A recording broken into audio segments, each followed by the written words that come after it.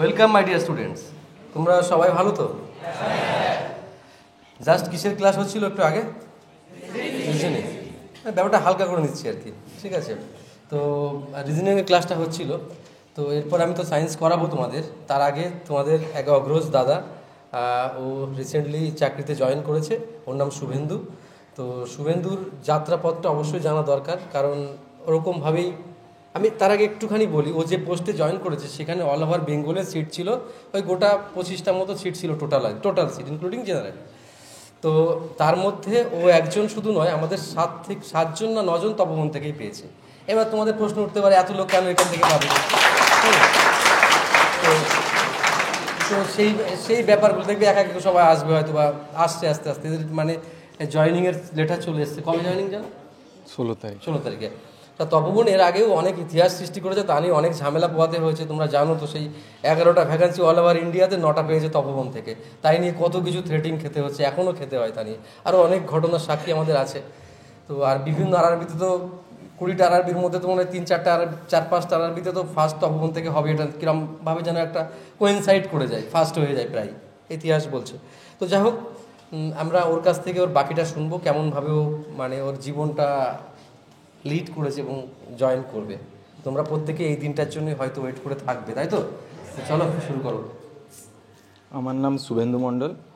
আমার qualification ITI electrician, আর ডিপ্লোমাও আছে ইলেকট্রিক্যালে। তো আমি প্রথমে ডিপ্লোমাটা করেছিলাম, তারপরে করোনার সময় আইটিআইটা করি। কারণ যখন এসে দেখলাম এখানে আইটিআই হলে খুব সহজে হয়তো চাকরি টাকরি পাওয়া যাচ্ছে, তো সেই রেলের, তো সেটার জন্যই বিশেষ করে আসা।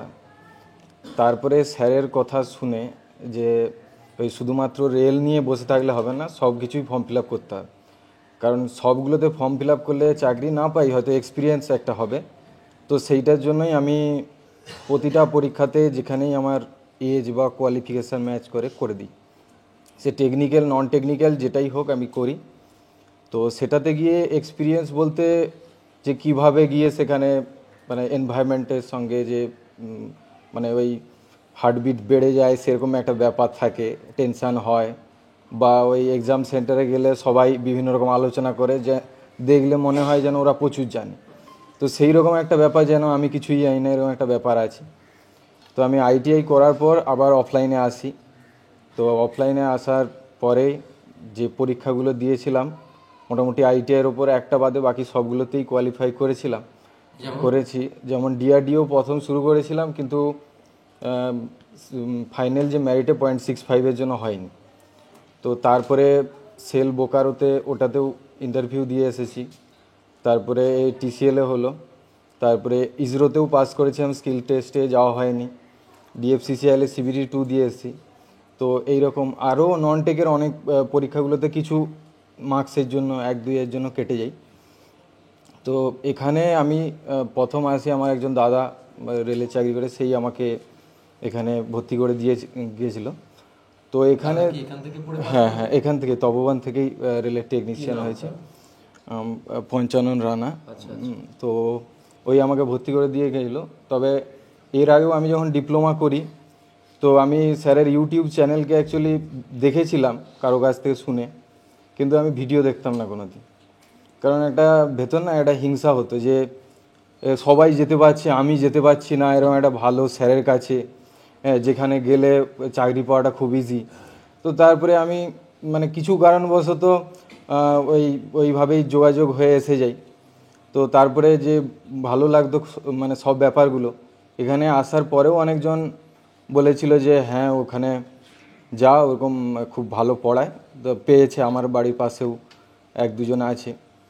তো সেই কারণে প্রথম দিন থেকে আমি যে ব্যাপারটাকে আমি খুব ভালো করে ফলো করতাম, সেটা হচ্ছে যে এক্সামের যে অনেস্ট ব্যাপারটা, যে এক্সামটা হয়তো এক্সাম পেপারটা দিয়েছে, আমি দেখবো না, টাইম চালু হলেই দেখব। বা এখানে অনেকজনকে দেখি যে পাশের কাউকে জিজ্ঞেস করে ABCD কোনটা অ্যান্সার হচ্ছে, কোন ফর্মুলাটা হয়তো ভুলে গেছে, কে বলছে tan30 ভ্যালু কত, এরকম করে করে কেউ আমার দেখেছি টয়লেটে গিয়ে এই কোশ্চেন পেপার নিয়ে নেটে সার্চ করছে, সেটাও দেখেছি।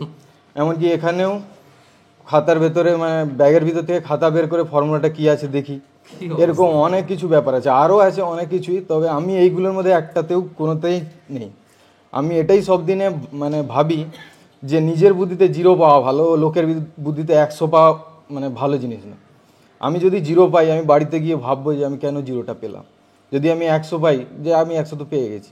সাপোজ কারো দেখে যদি আমি একটা ম্যাথ করে নিই, আমি এখানে কি ঠিক চিহ্ন মেরে দিলাম, বাড়িতে গিয়ে কিন্তু আমার ওটা চোখ পড়লো না, জানি আমি পেরে গেছি, কিন্তু ওটা তো অ্যাকচুয়ালি আমি পারিনি। তখন কিছু নয় কিছু আমার সমস্যা ছিল, হয় ফর্মুলা জানি না, না হলে কোনো যোগ বিয়োগ গুণ ভাগে ভুল হয়ে গেছে, তো সেরকম একটা ব্যাপার তো আছেই। তো সেইটার জন্য বাড়িতে গিয়ে ওইগুলোকে দেখে অ্যানালাইজ করে তারপরে ওই এক্সাম পেপারগুলোকে প্রত্যেকটাই আমার সলভ করা আছে, আমি ওইগুলোকেই পড়ি। এছাড়াও নোটস খাতা অনেক আছে। তো সব থেকে যে ব্যাপারটা এই চাকরিটার জন্য মেন কারণ হচ্ছে এই তপবনে আসা, আর বিশেষ করে স্যারের জন্য। স্যার আর রিমা ম্যাডাম আমার খুবই মানে আমার ভালো লাগে আর কি। মানে কথাগুলো আমি বেশিরভাগই শুনি, কারণ আমার প্রতিটা কথা কাজের। স্যার মানে প্রথম থেকে মানে এক্সাম দিতে যাওয়া থেকে এক্সামে কেমনভাবে দিতে হবে সেগুলো পর্যন্ত স্যার সবই বলে। যেমন বাড়ি থেকে বেরোনোর পর ওই যে বাসে ট্রেনে যাই, কারোর সঙ্গে কোনো ব্যাপার নিয়ে ঝগড়া বা কিছু লেগে গেল, হ্যাঁ, কোনো কেউ হয়তো টাকা চাইলো, তাকে দিলাম না, সে দুটো কথা বলে দিল, এইগুলো করা উচিত না। তারপর গিয়ে কারোর সঙ্গে কথা বলতে শুরু করে দিলাম, হ্যাঁ তুই তপবনে পড়িস, আমিও তপবনে পড়ি, বিভিন্ন আলোচনা শুরু করে দিল। সেটা না করে বা এক্সাম সেন্টারে গিয়ে সেখানে গিয়ে একটু বসা, মাইন্ডটাকে স্থির করা, তারপরে কিভাবে মানে এই কোশ্চেন পেপার অ্যাটেম্প্ট করা। যেমন সাপোজ 1 থেকে 100টা কোশ্চেন আছে, আমার কাজ আমি কেমন করতাম এটা স্যারই বলেছিল, যে কোশ্চেনগুলো আমি একবার দেখেই না পেন চালিয়ে যেগুলো অ্যান্সার হচ্ছে 1 থেকে 100 পর্যন্ত আমি প্রথম সেইগুলো দেখব। তাতে হলে কি হয়, আমার হয়তো 15-20 মিনিট যায়, কিন্তু আমি ওতেই 20-25 নাম্বার পুরো কোশ্চেনটাকেই পড়ে নিলাম, উল্টে 20-25টা হয়ে গেল কোশ্চেন। তারপরের বারে কী হলো, যেগুলোকে এক লাইনে হয়তো আমি পেন চালালে করতে পারবো সেটা আমি করব। তারপরে একটু বড় এরকম করে যেগুলো পারবো না সেগুলো একবারে লাস্টে থাকবে, তাতে হলো না হলো না। এতে হলে কি সুবিধা, অনেকজনকে আমি দেখেছি যে পুরো কোশ্চেন পেপার পড়তে পারে না, লাস্টে হয়তো সহজ কোশ্চেন থাকে। তো সেটার জন্য আমি ওই ট্রিকটা স্যার বলতো, তার ওটাকে ভালো করে ইউজ করতাম। এছাড়াও যে আমি বাড়িতে গিয়ে এখানে এক্সামের পর যে রাফ শিটগুলো থাকে আমি ওগুলোকে চেক করি, কারণ হয়তো একটা আমি কোশ্চেন পারলাম না, কিন্তু বাড়িতে গিয়ে দেখলাম সেই হচ্ছে আমার কোশ্চেনটা, কিন্তু ওখানে কেন হলো না, এখানে কেন হচ্ছে।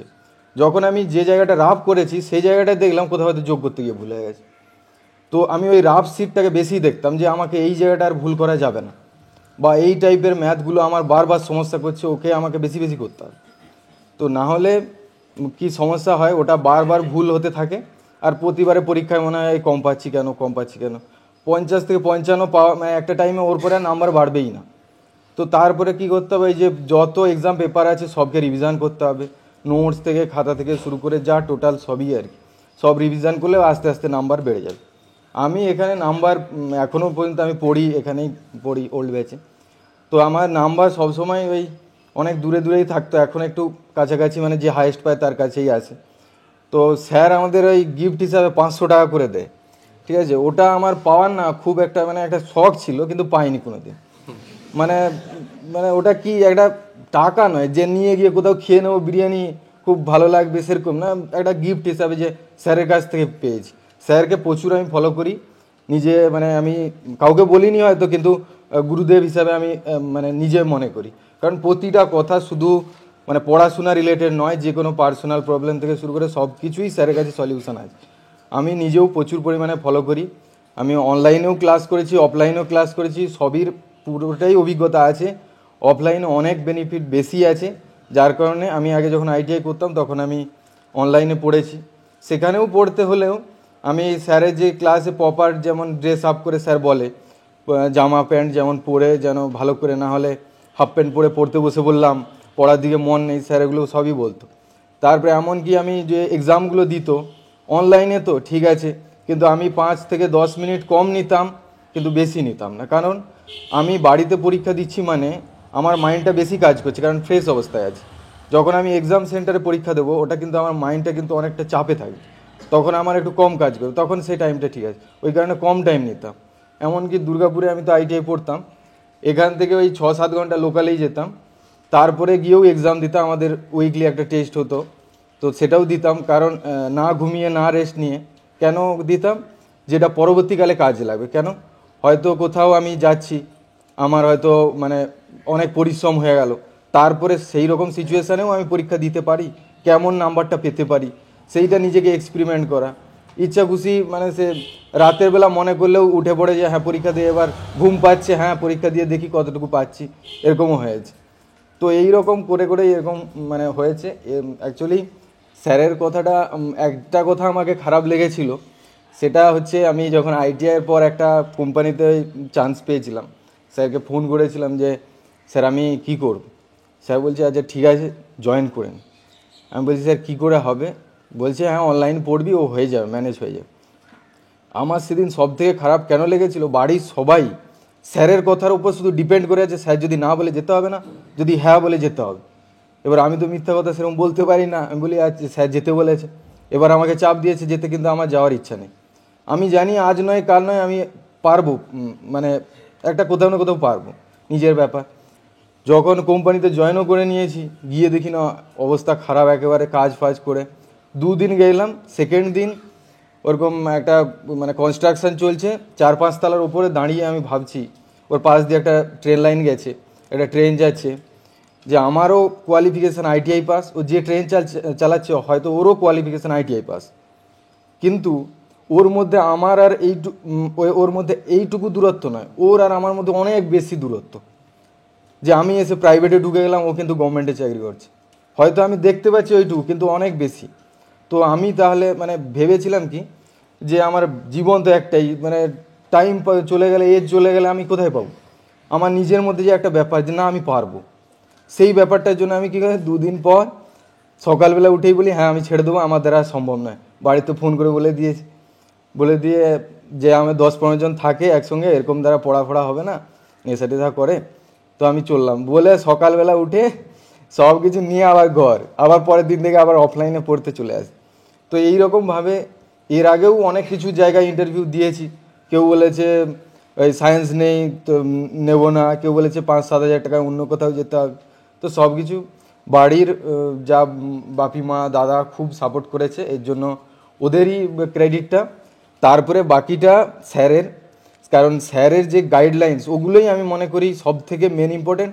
কেউ যদি ফলো করে, আমার মতো স্টুডেন্ট যে চাকরি পাবে আমি নিজেই জানি না, ঠিক আছে। আমি যে পাস করেছি আমি নিজেই বিশ্বাস করতে পারছি না ওটা আমার রোল নাম্বার, তারপরে মনে হচ্ছে নাম তো দেখেছি, এটা আমার রোল নাম্বার নয়, কাগজপত্র বের করলাম, রোল নাম্বার ম্যাচ করিয়েছি, না এটা আমারই রোল নাম্বার। তারপরে দেখাচ্ছি অন্য কাউকে বাড়ির, বলছি দেখো তো এটা সত্যি তো এই রোল নাম্বারটাই তো আমার নাকি, তাও বলছে হ্যাঁ হ্যাঁ ওটা তোরই রোল নাম্বার। তারপর যখন মেডিকেলের লেটার এলো, না ওটা ঠিক আছে। তো তো অ্যাকচুয়ালি পাওয়ার পর ঠিক আছে ওটা পেয়েছি, একটা ভালো লেগেছে, কিন্তু এইখানে এলে সবসময় প্রথমে মনে করে একটা রেলের ব্যাপার, ওটার জন্যই এসেছিলাম, স্যারের বলাতেই এই পরীক্ষাগুলো দিয়েছি। কিন্তু একটা ব্যাপার সব থেকে ইম্পর্টেন্ট আমি মনে করি, কেউ যদি একটা পরীক্ষা দিতে গিয়েছে, যদি মনে করে আমাকে এই চাকরিটা পেতেই হবে, কিন্তু চাপ আছে। আমি কোনো পরীক্ষা কিনা মানে গিয়ে ভাবিনি যে চাকরি পেতে হবে, আমি এমনি গিয়েছি, টাইম পাস করতে এসেছি, যেটা পড়েছি সেটাই পরীক্ষাতে ফুললি ইউটিলাইজ করব।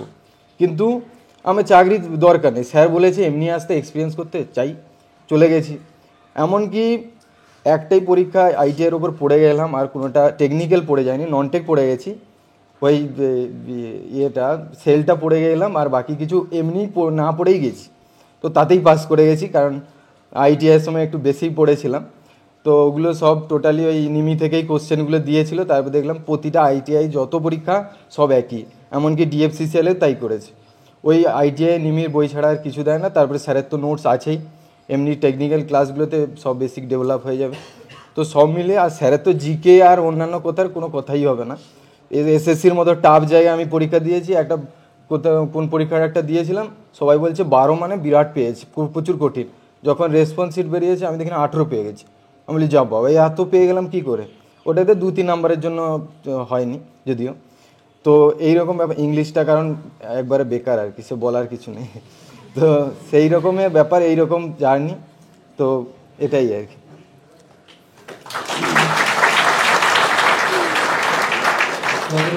অনেকটা তোমাদেরকে অনেকটা গাইড করলো যে আসলে ফ্যাক্টরটা যেখানে যেখানে ঘটে এগুলো যে নোট ডাউন করতে পেরেছে মনের মনে, সে কিন্তু অনেক উপকার লাভ করবে ইন ফিউচার পরীক্ষাগুলোতে। তোমরা বুঝে থাকো এর কথা বলাটা কিন্তু পুরোপুরি আলাদা রকমের। অন্যরা যেমন বলে একটু অন্যরকম বলে, এ কিন্তু পুরো আলাদা কোর জায়গায় কথা বলবে, খেয়াল করে দেখো।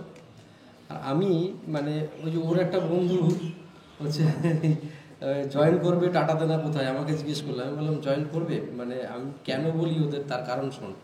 আজকে ওকে যদি বলতাম যে জয়েন না করতে প্রাইভেটে, ও কিন্তু ওই কষ্টটা ফিল করতে পারতো না, ওই দুদিনের যে কষ্টটা, ব্যাপারটা কি। ও আমি জানি এ তো ফিরে আসবেই বা এ তো আসবেই, কিন্তু আমি যদি ওকে মুখ পড়িয়ে দিই তাহলে ও যেমন চলছিল তেমন চলবে লাইফ। বুঝতে পারছি ব্যাপারটা? তা ওইখানটাও বুঝতে হবে। আমি যে বেসরকারিতে ইন করার সময় আমি কাউকে কিন্তু না বলি না নর্মালি, খেয়াল করে দেখে। আমি জানি ও ফিরবে গ্যারান্টি, কারণ ও কম্পিটিটিভ লাইনে পড়ে একটা স্বাদ পেয়ে গেছে, ও সরকারি চাকরি পাবে। কিন্তু ওকে যদি একটু ঘুরিয়ে দাও তাহলে ও বাস্তবটা বুঝে আসবে, তারপর থেকে ওর পড়ার পরিমাণ দ্বিগুণ বেড়ে যাবে। সেটাই কিন্তু প্রায় ক্ষেত্রে হয়।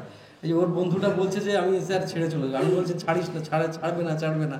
আমি জানি ও না ছাড়লেও চাকরি পাবে, কিন্তু এসছিলিস না তোরা সেদিন? হ্যাঁ, তো না ছাড়লেও চাকরি পাবে, প্রাইভেট করতে করতে চাকরি, কারণ ওর কোয়ালিটি মেয়ে খুব। তো আমি বললাম তুমি এখন ছেড়ে না, যখন ফর্ম বেরোবে তখন ছাড়বে। টাটার চাকরি যেহেতু একটু ভালোই চাকরি। তো এগুলো খুব দরকার, জীবনের প্রত্যেকটা মুহূর্ত আমাদের কাছে কিন্তু ইম্পর্ট্যান্ট। আর ডিসিশান মেক করাটা সব থেকে বড় ইম্পর্ট্যান্ট। আর তার সাথে সাথে চূড়ান্তভাবে পারফর্ম করো, এছাড়া আর নতুন করে কিছু বলার নেই। আর রোজ তো আমি এরকম বকবকানি করি, আমারটা বলে শুনে শুনে তোমরা সিজন হয়ে গেছে একটা, মানে ব্যাপারটা এরকম দাঁড়াচ্ছে, ঠিক আছে। তবে আমরা ইতিহাসের মতো আবার ইতিহাস তৈরি করব সামনের আরআরবিতে। এটা নিয়ে কোনো কথা হবে না, কোনো চর্চা হবে না, কাউকে ফাঁক দেবো না এখানটায়, কাউকে জায়গা দেবো না, আমরাই লড়াই করবো এখান থেকে, এই টার্গেট নেব। আমি তোমাদের এরকম যেসব পুরনো ব্যাচ তাদের তো বলা আছে যে বাইরে থেকে এবিসিডি না পড়লেও চলবে। কি বলা আছে? এবিসিডি না পড়লেও চলবে, মানে এখানে যা হয় এনাফ ইজ এনাফ হয়ে যায়। তোমরা খেয়াল করে দেখো, তোমাদের যা পড়া হয়েছে অর্ধেকও তোমরা এখনো পড়তে পারোনি, পড়তে পেরেছো? অর্ধেকও পড়তে পারোনি। তাই আমি জানি যদি কেউ মোটামুটি পড়ে তাও তার চাকরিটা হবে এখান থেকে, ঠিক আছে। চলো, খুব ভালো করে মন দিয়ে পারফর্ম করবে, ওকে, বেস্ট অফ লাক। ঠিক আছে, থ্যাংক ইউ স্যার।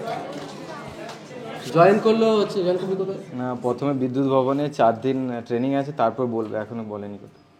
বিদ্যুৎ ভবনে 4 দিন ট্রেনিং হবে, তারপর জয়েনিং ওখান থেকে শিডিউল করবে, ঠিক আছে। তবে এই কাছাকাছি দেবে কোথায়, এরকম ব্যাপার, ঠিক আছে।